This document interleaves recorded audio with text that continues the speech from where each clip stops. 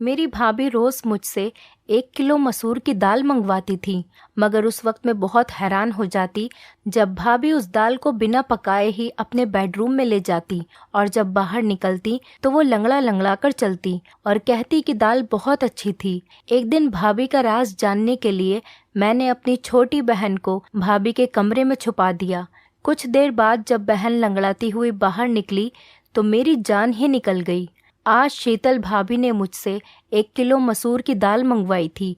मैं जैसे ही वो दाल लेकर घर पहुंची तो भाभी ने थैला मुझसे ले लिया और अपने कमरे में चली गईं। मैं हक्का बक्का रह गई कि भाभी को क्या हुआ। अभी आधा घंटा ही हुआ होगा कि मेरे भैया ऑफिस से जल्दी घर आ गए थे। उनकी तबीयत खराब थी और मैं अपने कमरे में ही बैठी थी। भैया को देखकर मैं जल्दी से उठकर उनके पास आ गई थी।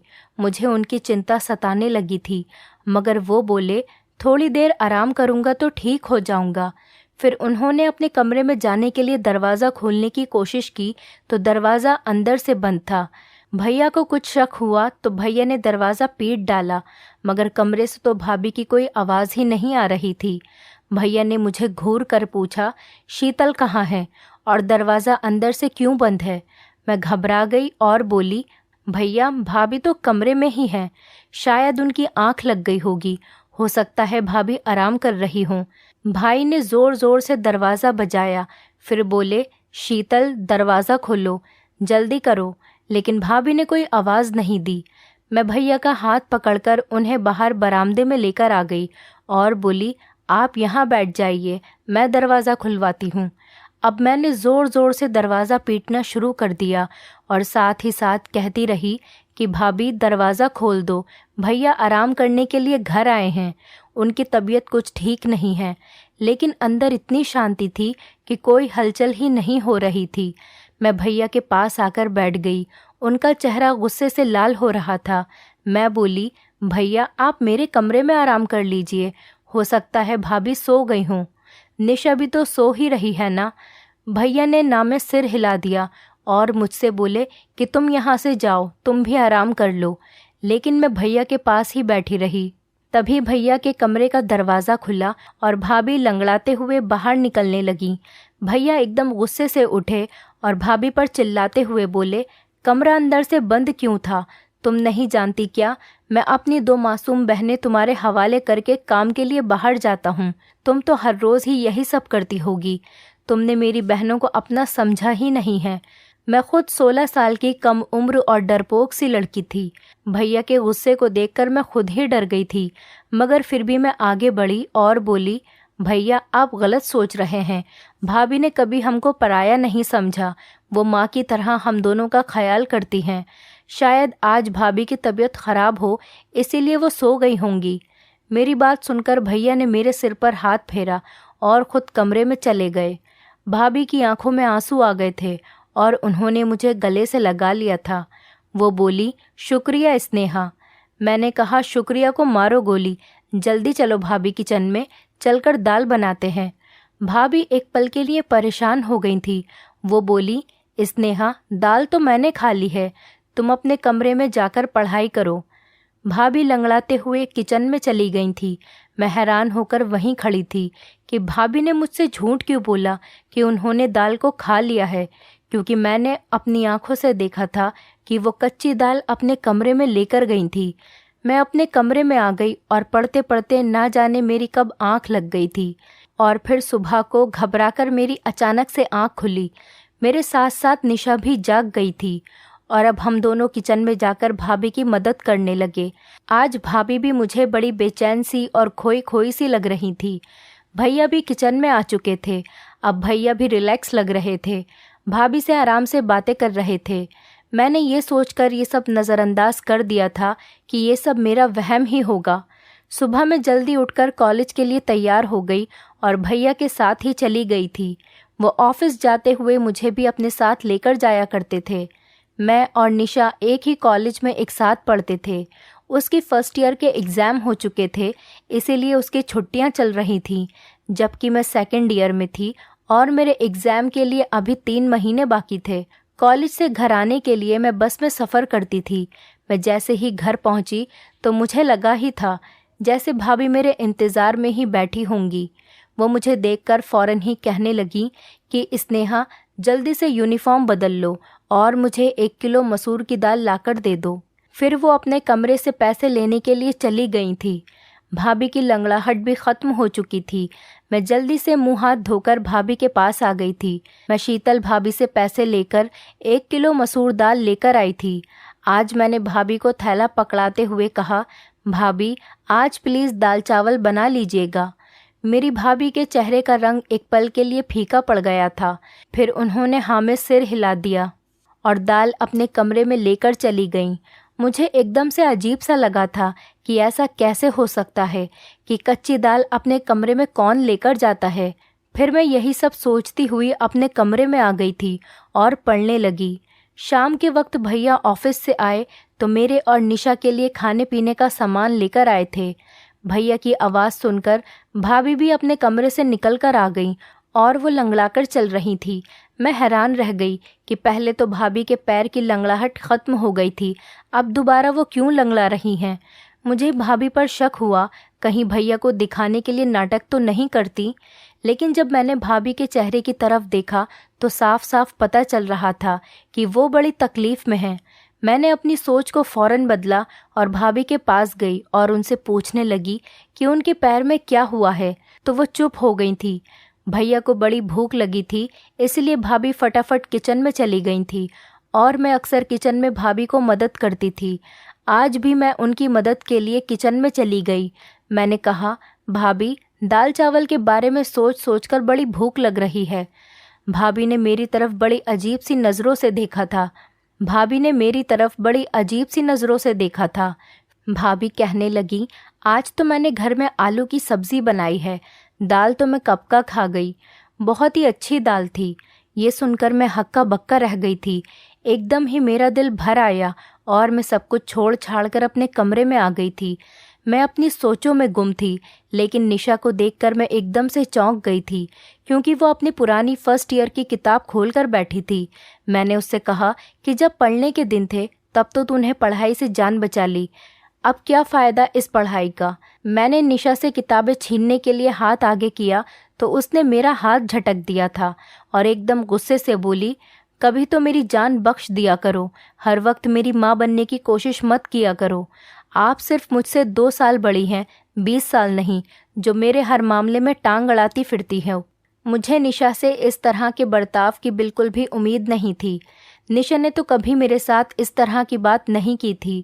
मैं उसे छोड़कर भैया के पास आकर बैठ गई थी। भैया मुझसे पढ़ाई के बारे में पूछने लगे, जबकि मेरा सारा ध्यान भाभी की टांग पर था।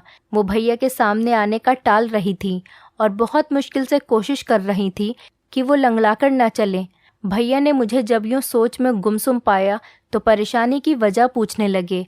मैंने बिना कुछ सोचे समझे ही भैया को बता दिया कि निशा ने मेरे साथ बदतमीज़ी की है। भाई ये बात सुनकर हैरान हो गए थे। फिर उन्होंने निशा को आवाज़ देकर बाहर बुलाया और बोले कि तुम हर वक्त कमरे में क्यों घुसी रहती हो, बाहर आकर हम सबके साथ क्यों नहीं बैठती। भैया के शब्द अभी मुंह में ही थे कि निशा ने ज़ोर ज़ोर से रोना शुरू कर दिया था।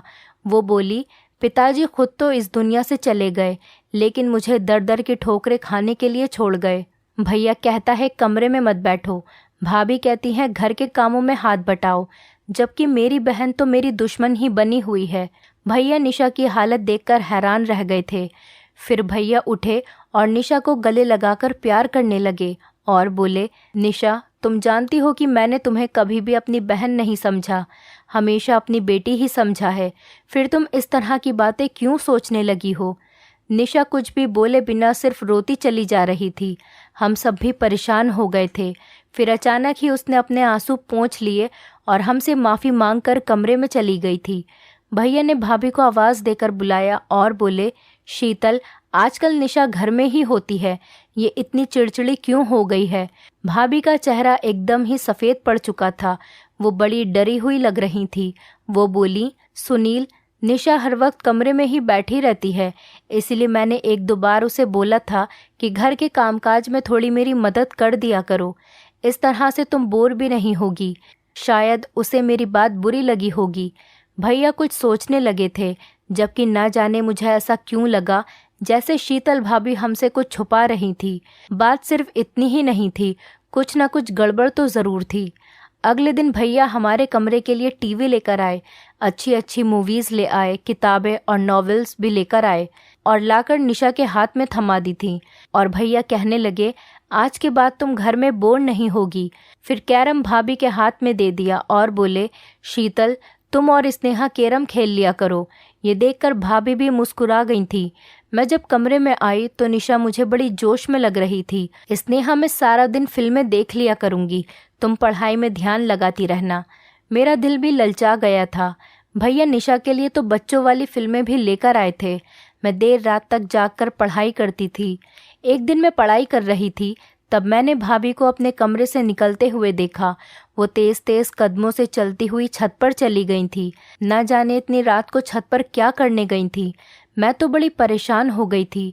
मैं पढ़ाई वगैरह सब भूलकर बाहर ही देखती रह गई थी।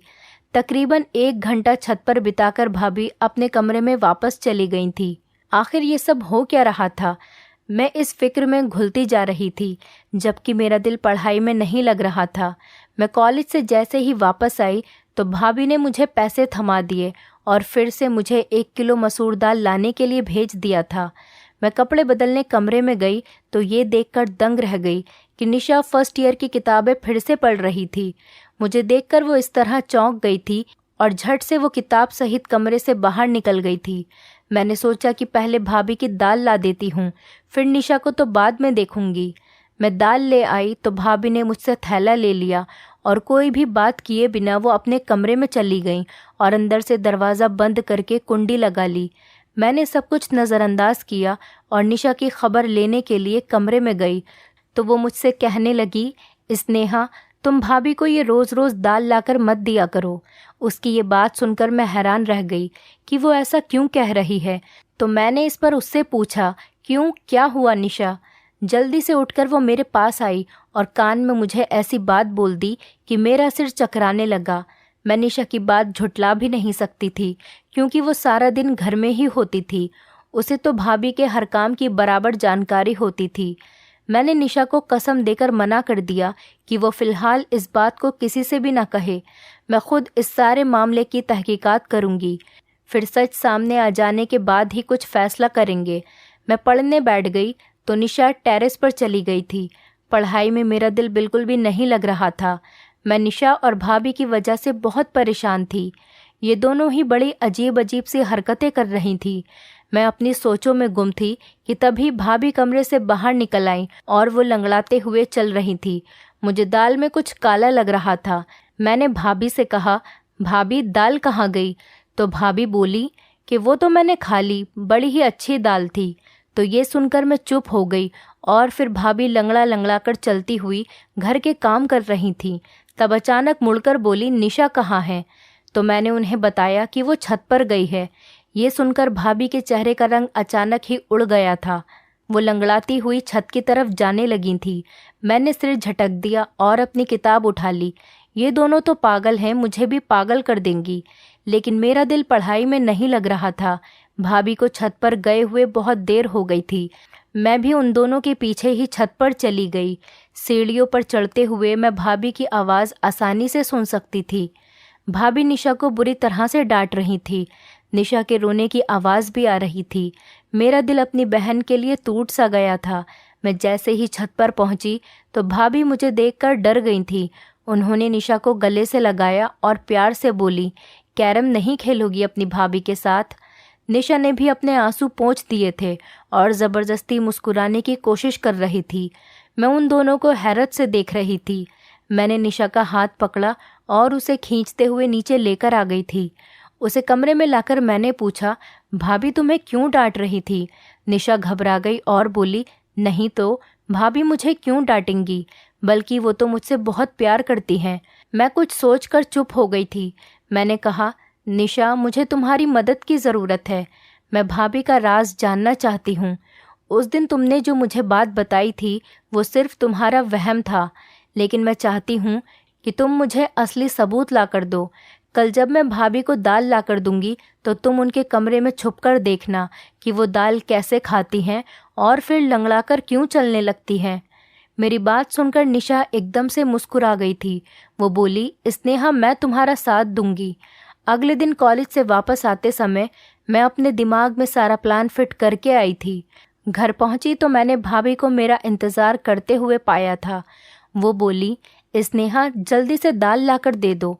मैं मुंह धोने के लिए कमरे में चली गई और निशा को भी समझा दिया कि जैसे ही भाभी को आवाज़ देकर मैं बुला लूँगी तुम उनके कमरे में जाकर छुप जाना। उसने हाँ कह दिया था। मैंने भाभी को आवाज़ दी और कहा, भाभी, दाल अब महंगी हो गई है, थोड़े पैसे और देने पड़ेंगे। भाभी मुस्कुराकर बोली, तो फिर क्या हुआ, मैं अभी लाकर देती हूँ पैसे। इतनी देर में निशा भाभी के कमरे में जाकर छुप गई थी। मैं दाल ले आई थी। भाभी ने खुशी खुशी वो दाल मुझसे ले ली और अपने कमरे में चली गई। मैं बाहर बरामदे में बेचैन होकर चक्कर पे चक्कर काट रही थी। 1 घंटे बाद भाभी के कमरे का दरवाज़ा खुला और वो लंगड़ाती हुई कमरे से बाहर आ गई थी। फिर भाभी किचन में चली गई तो निशा भी उनके कमरे से बाहर निकल आई। ये देखकर तो मैं दंग रह गई कि निशा भी आज लंगड़ाकर चल रही थी। मैंने निशा का हाथ पकड़ा और जल्दी से पूछा, निशा, बताओ मुझे क्या मालूम हुआ। निशा बड़ी परेशान सी लग रही थी। वो बोली, स्नेहा, मैंने तो तुम्हें पहले ही बता दिया था कि भाभी हमसे छुप छुप कर घर से निकलती हैं, मगर तुमने मेरी बात का यकीन ही नहीं किया था। वो खिड़की बहुत छोटी है, उससे निकलते वक्त पैर में चोट लग जाती है, इसीलिए भाभी लंगड़ाकर चलती हैं। मैं भी उस खिड़की से निकलकर भाभी के पीछे जाना चाहती थी, मगर इस चोट की वजह से मैं वापस आ गई। मैंने निशा को कसम दी कि वो भैया को इस बारे में कुछ भी न बताए। वो बोली, पागल तो मैं हूँ नहीं जो भाई का घर उजाड़ने का सोचूंगी। मैंने निशा को एक किताब दे दी और बोली कि तुम इसको पढ़ लेना। मैं उसका छोटा सा दिमाग दूसरी तरफ घुमाना चाहती थी, जबकि मैं खुद इस दुविधा में फंस गई थी कि भाभी के बारे में मैं भैया को कैसे बताऊं या फिर ना बताऊं। भाभी हमारे साथ तो बहुत अच्छे से रहती थी, मगर वो मेरे भैया के साथ बेवफाई कर रही थी। यही बातें सोचते सोचते मेरी आंख लग गई थी। न जाने कितनी देर में सोती रही। जब भैया के चीखने चिल्लाने की आवाज़ आई तब मैं घबराकर उठ बैठी थी। मेरी तो जान ही निकल गई थी। मैं भागती हुई बरामदे में गई तो मैंने भैया, भाभी और निशा को देखा। मुझे लगा निशा ने भाभी की हकीकत भैया को बता दी, तभी तो वो उन पर गुस्सा कर रहे हैं। मुझे देखकर भैया गुस्से से बोले, स्नेहा, मैं तो तुम्हें बहुत होशियार समझता था, मगर तुम भी इसको नहीं संभाल पाई। भैया का इशारा निशा की तरफ था। मैं जल्दी से आगे बढ़ी और बोली, भैया, हुआ क्या है। भाई की आंखों में आंसू आ गए थे। तुम निशा से मुझे ये पता करके बता दो कि छत पर कौन था जो इससे मिलने के लिए आया था। मैं एकदम ही डर गई थी। मैंने ज़ोर ज़ोर से नाम में सिर हिला दिया था। मैं भैया से कहने लगी, भैया, हमारी निशा ऐसी नहीं है, ज़रूर आपको कोई गलतफहमी हुई होगी। भाभी भी आगे बढ़कर बोली, सुनील, आप बिना सबूत इतना गुस्सा ना करें, बच्ची है, सुधर जाएगी। भैया अब भाभी को घूर घूर के देख रहे थे। वो बोले, मैंने शादी के पहले दिन ही तुम्हें बता दिया था कि ये दोनों लड़कियां सिर्फ मेरी बहनें नहीं हैं, बल्कि मैं इन्हें अपनी बेटियां भी समझता हूँ। तुम माँ बनकर इनकी परवरिश करना।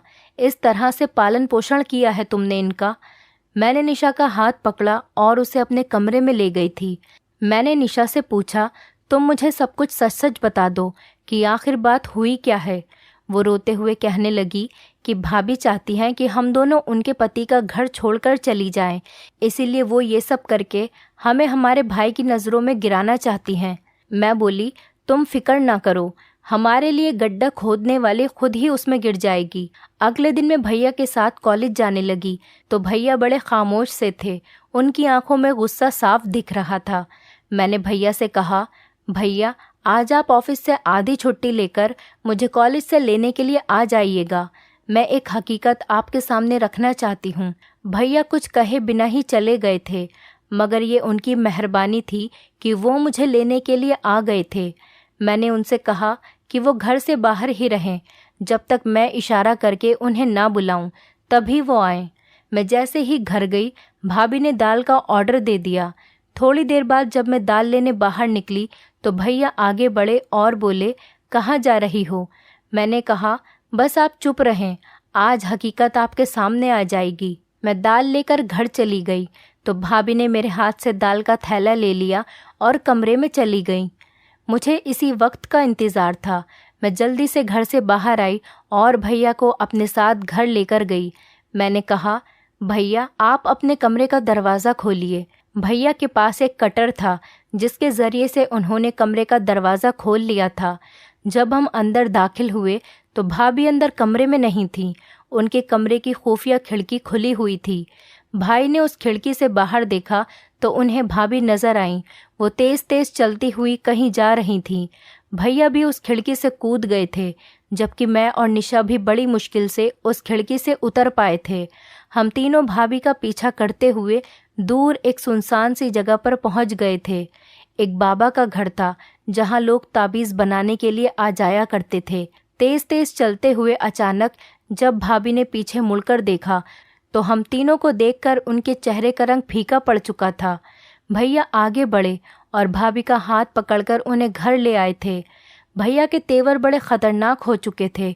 वो भाभी से बोले, शीतल, आज मैंने अपनी आंखों से सब कुछ देख लिया है, तो झूठ बोलने का कोई मतलब नहीं है, मुझे सच सच बता दो। तब भाभी बोली, सुनील, भगवान जानता है मैंने आपकी इन दोनों बहनों को अपनी बेटियों की तरह ही समझा है, मगर इनकी वजह से आप मुझ पर शक करते कि मैं इनका ख्याल नहीं रखती। इनकी वजह से आप मुझे 2 शब्द भी सुना देते थे। तब मुझे ये वहम हो गया था, शायद आप मुझसे प्यार नहीं करते। ऐसा भी लगता था कि जैसे आप किसी और से मोहब्बत करते हैं और मुझे तलाक दे देंगे। मैंने अपनी बड़ी बहन से इसके बारे में बात की तो वो कहने लगी, एक साधु बाबा हैं जिनका मंत्र बहुत शक्तिशाली है, उससे पति मुट्ठी में आ जाता है, इसीलिए मैं आप सबसे छुपकर उनकी सभा में जाने लगी थी। साधु बाबा ने कहा था कि पूरे 30 दिन तक 1 किलो मसूर की दाल पर मंत्र का प्रयोग करना है और वही दाल नहर के किनारे फेंक देनी है। मुझे ये सब करते हुए पूरे 25 दिन हो चुके थे। मैं आप दोनों के जाने के बाद उसी मंत्र का पाठ करती थी, जिसकी वजह से निशा पर ध्यान न रख सकी। मुझसे चूक हो गई। निशा अपने ही इलाके के आवारा लड़के रवि से मोहब्बत कर बैठी और इनके दरमियान चिट्ठी और ख़त का सिलसिला शुरू हो चुका था। मुझे निशा पर शक हुआ, इसीलिए मैं आधी रात को उठकर छत पर चली गई। तब मुझे रवि का ख़त नज़र आया। उसमें उसने निशा की बहुत तारीफ़ करी थी। मैंने वो ख़त निशा को दिखाते हुए कहा कि मैं तुम्हारी हकीकत तुम्हारे भैया को बता दूंगी, इसीलिए समय के रहते सुधर जाओ। मगर निशा तो मुझे ही अपना दुश्मन समझने लगी थी। मैं ये ठान चुकी थी कि 30 दिन बाद ये प्रक्रिया पूरी हो जाएगी और मेरी मन्नत भी।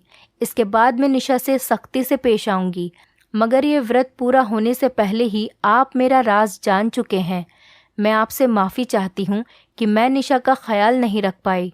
मैंने निशा की तरफ देखा तो वो शर्म के मारे सिर झुकाकर खड़ी थी। भैया ने आगे बढ़कर निशा के सिर पर हाथ रख दिया और बोले, बेटा, अगर रवि अच्छा लड़का होता तो मैं उसकी शादी तुम्हारे साथ खुद करवा देता, मगर वो बहुत बुरा इंसान है। इलाके की हर लड़की के ऊपर उसकी नज़र है। निशा रोने लगी और बोली, भैया, घर में सूनापन और अकेलापन था, इसकी वजह से मैं इस गलत राह पर चल बैठी, वरना मुझे रवि में कोई दिलचस्पी नहीं है। भैया मुस्कुरा दिए थे। उनके सर से भारी बोझ उतर गया था। फिर उन्होंने हम दोनों को कमरे में भेज दिया था। यकीनन अब भाभी की खबर लेने वाले थे। वो भाभी को हमारे सामने कभी नहीं डांटते थे। मैंने कहा, भैया आप भाभी को कुछ मत कहना, वो हमारी माँ जैसी है।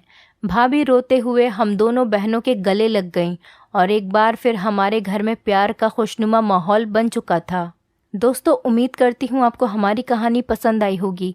कहानी पसंद आई है तो वीडियो को लाइक करें, चैनल पर नए हैं तो चैनल को सब्सक्राइब करें और हाँ, नोटिफिकेशन बेल को ज़रूर दबाएं ताकि अगली अपडेट सबसे पहले आपको मिले।